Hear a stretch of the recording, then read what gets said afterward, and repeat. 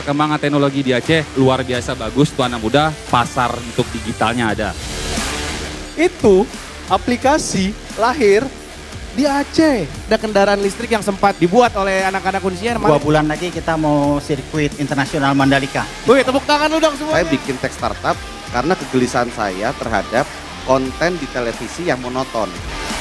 Komitmen, ngelakuin aja terus gitu kan, non-stop.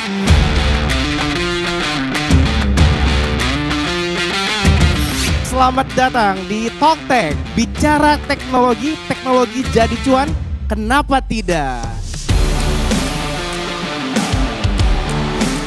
Memang teknologi itu sangat dekat gitu dengan masyarakat Aceh, ya khususnya masyarakat kalangan muda.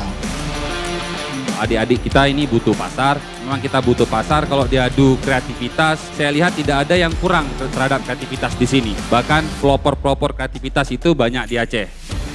Kira-kira kalau kita lihat bibit-bibitnya untuk dari sisi teknologinya udah bagus. Permasalahannya kemudian kalau kita lihat ke depan, sesuai dengan tema kita ini, bagaimana menjadi cuan, akhirnya malah lari ke luar dari Aceh. Mungkin teman-teman pernah mendengar bahwa kalau kita bikin startup, kita harus cari investor, gitu kan. Ketika kamu bikin bisnis model, pastikan kamu bisa menghidupi perusahaan kamu sendiri, dengan ataupun tanpa investor dari pihak lain. Ketika kita berbicara model bisnis, membangun usaha, itu nggak bisa sendiri. Artinya kita mesti kolaborasi. Itulah pentingnya amanah. Di amanah bisa mendatangkan mentor yang bisa membuka wawasan kita. Oh ternyata kalau aplikasinya seperti ini, maka revenue-nya dari sini dapatnya. Bukan cuma jadi pedagang untuk produk kita sendiri, Benar. tapi kita bisa mempromosikan produk orang lain. Mau itu produk dengan brand-brand yang besar-besar, Iya. maupun juga bisa kita ngebantu UMKM baru. Membangun sebuah startup, kita tentunya itu memulai dari problem. Nah, problem kita adalah tingginya angka penyakit paru yang ada di dunia. Dari masalah-masalah tersebut, kita menghadirkan yang namanya Ludas. Dan Ludas ini terdiri dari stetoskop digital dan aplikasi Ludas. Masalahnya itu ada pada mayoritas petani tidak memiliki akses informasi pada tanah dan tanamannya, informasi nutrisinya berapa sih gitu. Nah, di sini kami Datahara hadir dan ini merupakan produk yang kiranya bisa kami launching. Ini untuk spektral, ini untuk Datahara Soil.